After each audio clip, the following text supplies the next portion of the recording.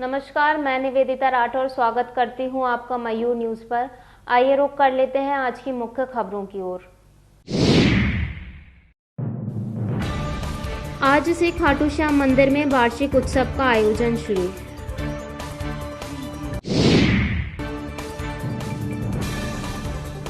पुरानी नगरपालिका bus stand पर रोजगार सृजन केंद्र का किया गया लोकार्पण।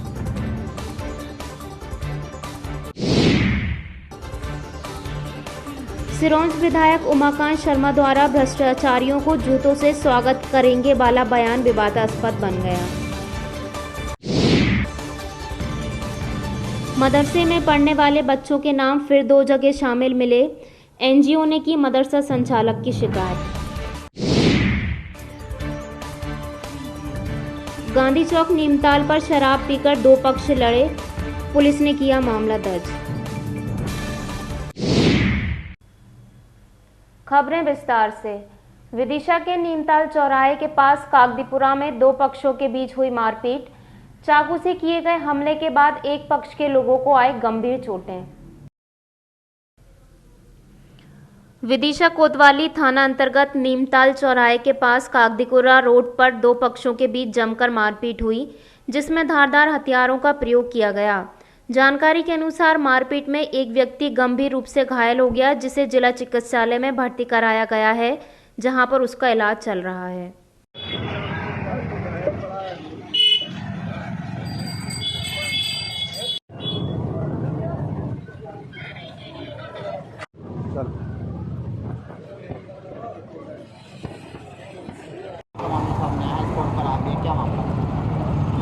दो पक्षों में झगड़े की सूचना है, तस्दीक की जा रही है। एक पक्ष इसमें हॉस्पिटल चला गया है, दोनों पक्ष यहाँ से रवाना हो चुके हैं। तस्दीक की जा रही जो वैधानिक कार्य।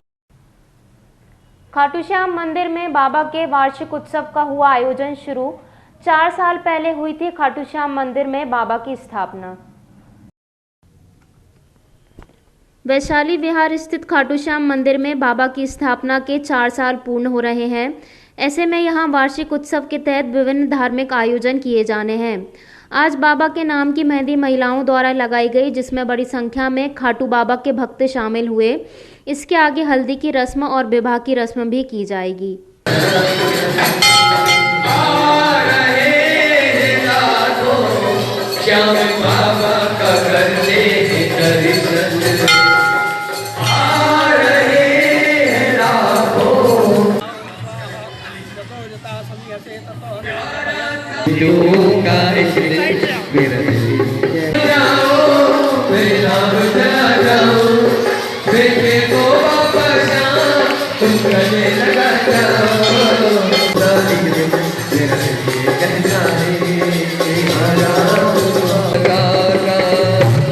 उन्हें तुझ पे भरोसा है, पर तुझ पे भरोसा है, जीतूंगा एक दिन, मेरा दिल ये कहता है।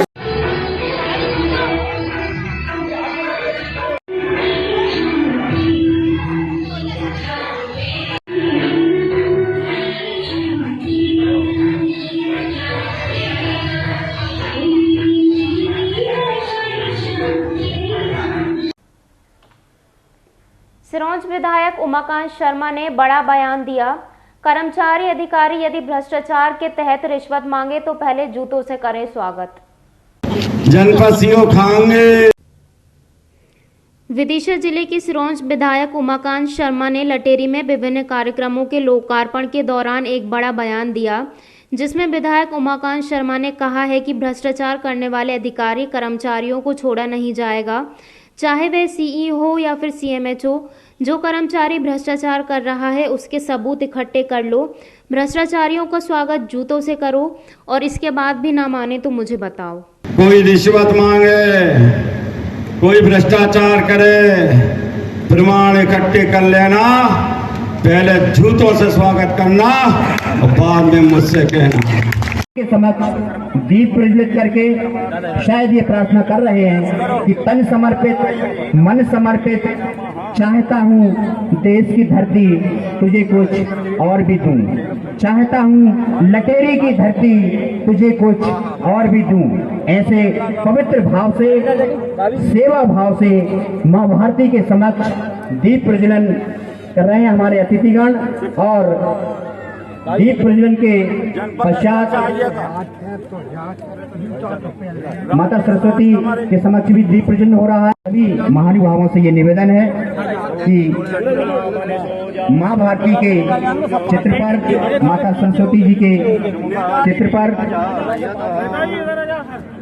दीप प्रज्वलन कर रहे हैं हमारे अतिथि महानुभाव। पैसा लगाएं एक बार, पैसा लगाएं। सभी लोग स्थान ग्रहण कर लें, इस कार्यक्रम को व्यवस्थित और गरिमा प्रदान करने का कष्ट करें, सभी से निवेदन है।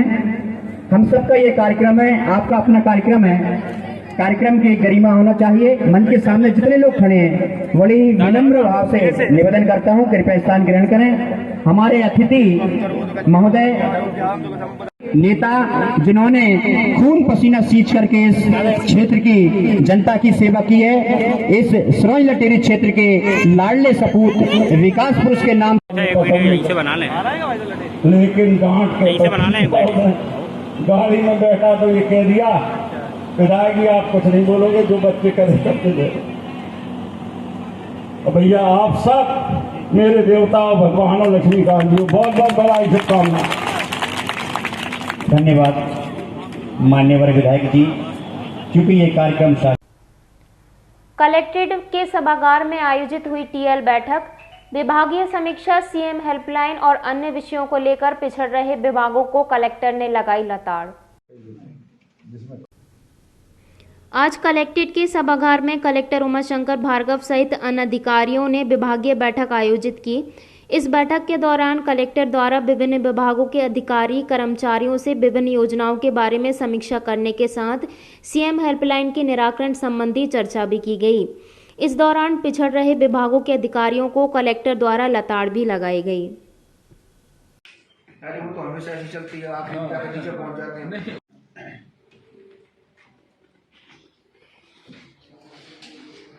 ये संतुष्टि चौथी अभी बाकी का जिसका कम जा रहा है आप देख लीजिए। ये देखिए जी आप भी देख लीजिए, आपका सबसे कम जा रहा है अभी दोनों लोगों का, ठीक है। योजना आर्थिक शांति की इसमें 30 जा रहा है आर्थिक, तो आपको मेहनत करनी पड़ेगी। योजना आर्थिक शांति की 27 लोक स्वास्थ्य डॉक्टर साहब आपका 27 है, सभी बीएमओ सुन लीजिए 27 है।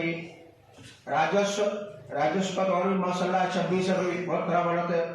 सभी तहसीलदार साहब एसडीएम साहब सुनने में सबकी वेतन वृद्धि रोकूंगा इस बार। यदि ये संतुष्टि का बेटे 40 तक नहीं गया, मैं सबकी 40 से ऊपर मैं सबकी सैलरी रोक दूंगा, वेतन वृद्धि रोकूंगा। 3 दिन का क्या भाई, सभी राजस्व कीजिएगा। 14 भ्रष्टाचार के कल्याण 14 नहीं भैया आप। रायपुरा बस्ती में स्थित बरकतुल्लाह मदरसे में फिर 13 बच्चों के नाम की गफलत, एनजीओ संचालक मनोज कौशल ने बाल संरक्षण आयोग से की शिकायत।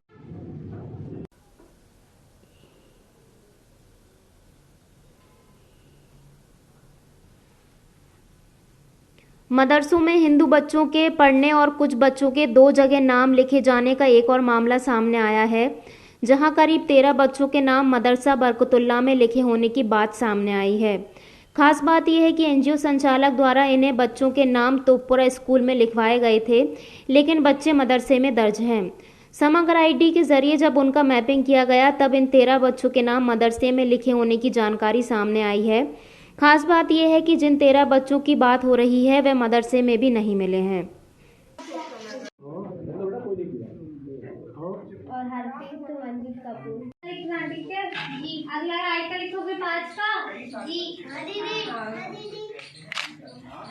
ठीक है लिखो 5 का 5 दूनी 10।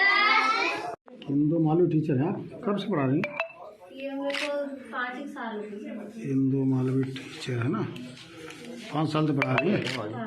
आगे 5 साल से ना। अब आगे आगे हाँ मैडम करिए ना सिंगल फोटो, ये पूरा लाइन में पढ़ा रही हैं।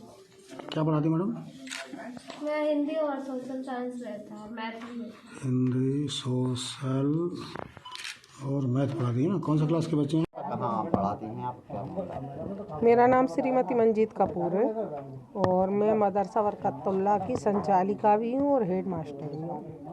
यहाँ पे कौशल जी ने एक आरोप लगाया है कि यहाँ पे 7 साल से बच्चों के नाम लिखे हैं, हमारे यहाँ आते नहीं हैं, इनको पता ही नहीं है, फिर भी उनकी नाम लगाए जा रहे हैं, क्या? जी सर, उन बच्चों से संपर्क करा जा रहा है, उनके घर भी जाया जा रहा है, लेकिन अगर वो बच्चे नहीं आना चाह रहे हैं तो कोई किसी को ज़बरदस्ती नहीं ला सकता है। मैं गई, ये बच्चे एक सर ने एडमिशन करा था, ये मेरी जानकारी में नहीं थे।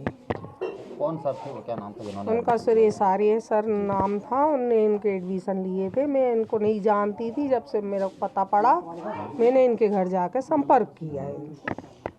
संपर्क करने के बाद क्या निकला था, क्या? संपर्क करने के बाद ये नतीजा निकला सर कि मुझे मालूम पड़ा कुछ बच्चे दूसरे स्कूल में जा रहे हैं और कुछ बच्चे जो हैं बाहर चले गए और कुछ बच्चियों की शादी हो गई है और कुछ बच्चे काम करने जाते हैं। अटेंडेंस की क्या बात रही थी यहाँ पर?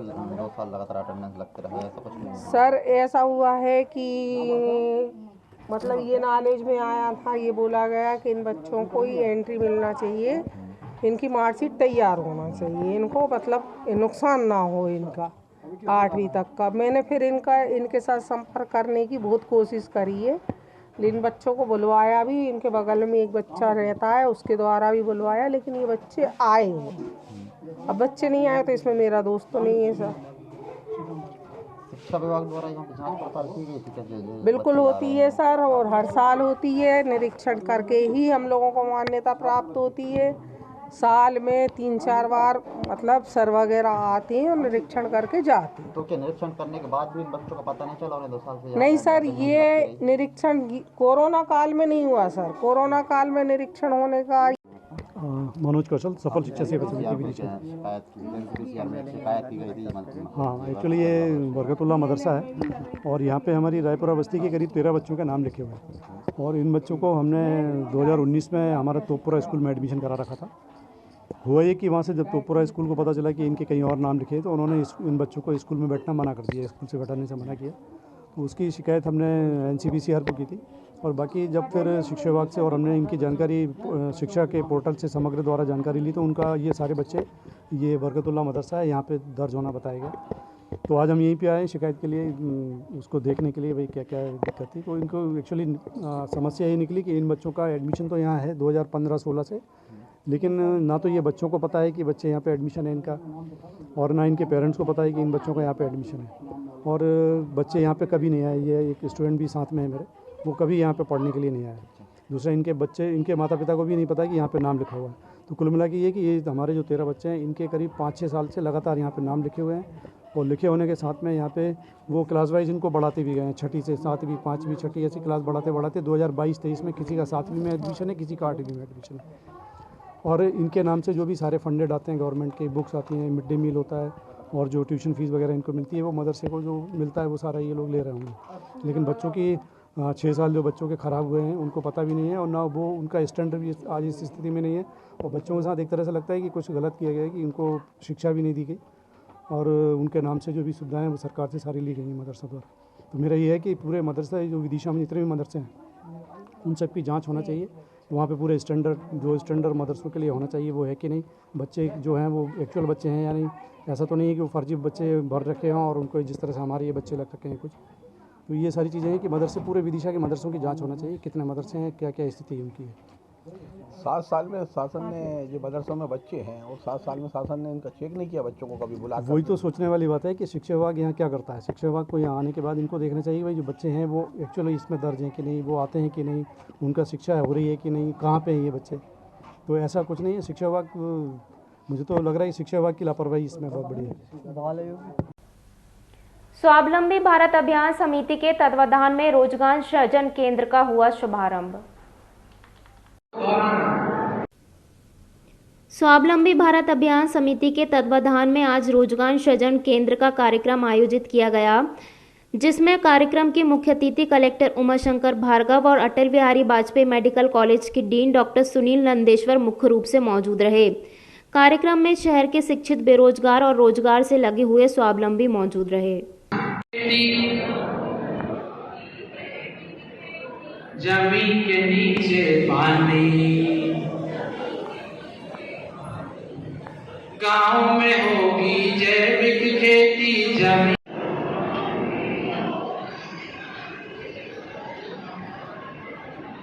गाँव में होगी जैविक खेती। इनके साथ तो बहुत अच्छे हैं, हमें कहीं नहीं ग्रामीण परिवेश की ओर अग्रसर कर रहा है। गाँव में होगी जैविक खेती जमीन के नीचे पानी,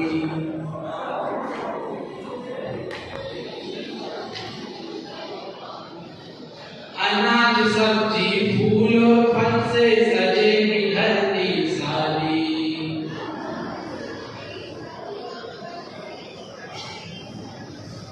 स्नेह और सहकारिता का भाव जगाना है। भाजपा विधायक जसपाल जज्जी के खिलाफ हाईकोर्ट द्वारा जो निर्णय दिया गया है उसके समर्थन में कांग्रेस नेता सुभाष बोहत ने जसपाल जज्जी का पुतला दहन किया।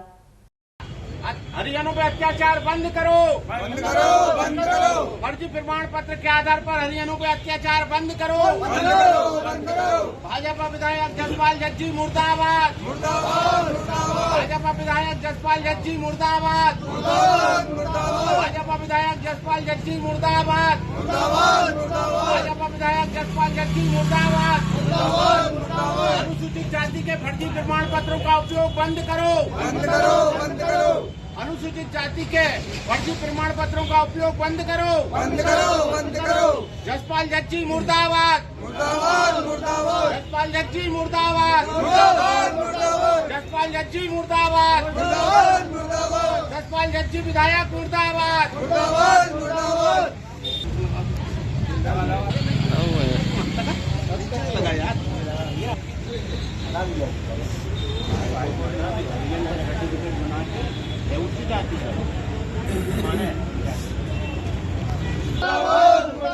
जसपाल जज्जी मुर्दाबाद, मुर्दाबाद, मुर्दाबाद। जसपाल जज्जी होश में आओ, होश में आओ, होश में आओ। जसपाल जज्जी भाजपा विधायक मुर्दाबाद, मुर्दाबाद, मुर्दाबाद। जसपाल जज्जी मुर्दाबाद, मुर्दाबाद, मुर्दाबाद। भारतीय जनता पार्टी के विधायक हैं जसपाल सिंह जज्जी, उनके खिलाफ माननीय उच्च न्यायालय ने आज निर्णय दिया है कि उनका जाति प्रमाण पत्र जो है वो फर्जी जाति प्रमाण पत्र है।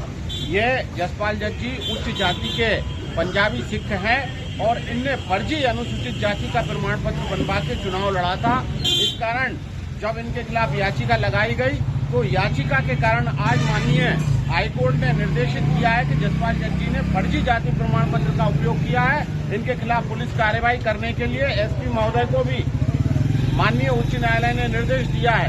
आज हमने जसपाल जज्जी जो भाजपा के अशोकनगर के विधायक हैं उनका पुतला जलाकर माननीय उच्च न्यायालय को धन्यवाद प्रेषित किया है और आग्रह किया है कि इसी तरीके से कई लोगों ने अपने फर्जी प्रमाण पत्र बनाकर नगर पालिका अध्यक्ष, नगर परिषद अध्यक्ष और विधायक का दुरुपयोग, पद का दुरुपयोग किया है। ऐसे भ्रष्ट लोगों के खिलाफ भी सख्त से सख्त कार्यवाही की जाए।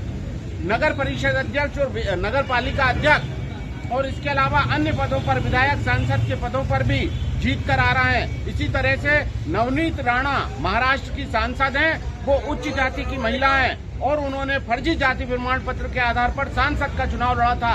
अभी माननीय उच्च न्यायालय ने, महाराष्ट्र के उच्च न्यायालय ने नवनीत राणा महिला सांसद के खिलाफ कार्रवाई की है और उनको भी अरेस्ट वारंट जारी किया है। आज हम जज्जी जी का पुतला जलाकर ये निवेदन करते हैं कि इस तरीके के फर्जी जाति प्रमाण पत्र के आधार पर अनुसूचित जाति के लोगों के अधिकारों को छीनने वाले लोगों के खिलाफ सख्त कानूनी कार्रवाई की जाए। इससे ज्यादा जो सजा दी जा सकती है वो दी जाए। विदिशा कृषि उपज मंडी में आज गेहूं के भाव 2700 से लेकर 2900 के बीच रहे, जबकि धान के भाव 3900 के आसपास रहे। विदिशा कृषि उपज मंडी में आज गेहूं के भाव 2700 से लेकर 2900 रुपए के बीच रहे, जबकि धान के भाव 3900 के आसपास रहे। महक ट्रेडर्स के संचालक चंद्र प्रकाश सोनी ने बताया कि धान में मंदी का दौर शुरू होने वाला है, अब धान के भाव टूट सकते हैं।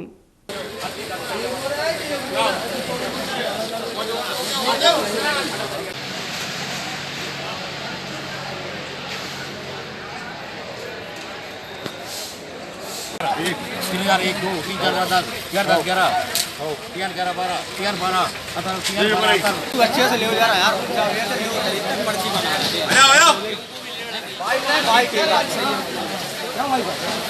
एक आध बाइट दें क्या?